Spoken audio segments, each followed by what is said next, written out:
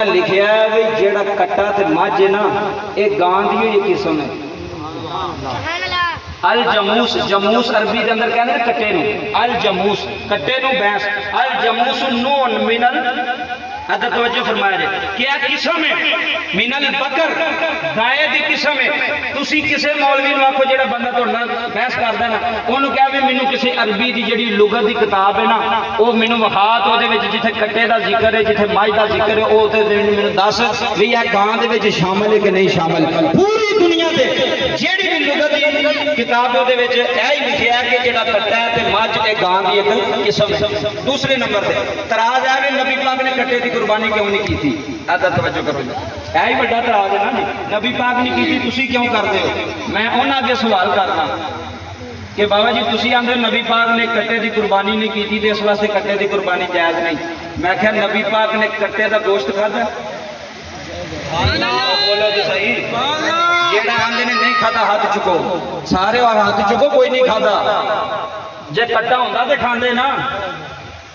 बाबा जी यह जेड़ा कट्टा है मझ जी है ना यह दरियाई जानवर है यह खुशकी का जानवर नहीं। अज भी मैं 2 बारी उमरा करके आया मैनू कितने मझ नहीं जे लभी अरब के जे तुसा कितने वेखी तो मैंने दस दो मक्के भी नहीं जो दस दो कितने कट्टा वेखिया हो कितने मझ वेखी हो यह बाबा जी पानी का जानवर है यह खुशकी के इलाके च नहीं होंदा। उन्होंने बंदियां पूछो भी तुसीं आंदे नबी पाक ने कट्टे की कुर्बानी नहीं की थी। ये मौलवी दुकान पर जाके आंदे ने बच्छा तो कट्टा वो कहता कट्टा कीता बच्छे का लैने जो भी है आंदा नहीं कट्टे का गोश्त जरा चंगा होंदा। मैं क्या खाण वास्ते कट्टे का गोश्त चंगा तो कुर्बानी वास्ते कट्टा चंगा कोई नहीं है।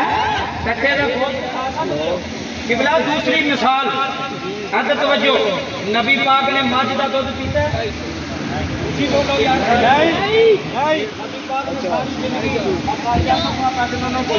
हजूर ने मझ का दुध पीता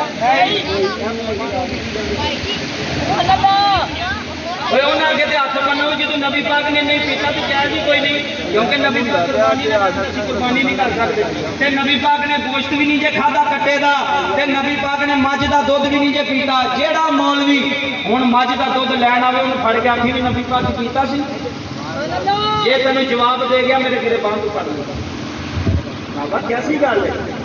नबी पाक दुध नहीं पीता तुम दुध नहीं पीनी चाहते नबी पाक ने कट्टे का गोश्त नहीं खाता वो भी खाई नहीं जी हलाल है। मैं क्या उंज हलाल है तो कुर्बानी में हराम नहीं होता।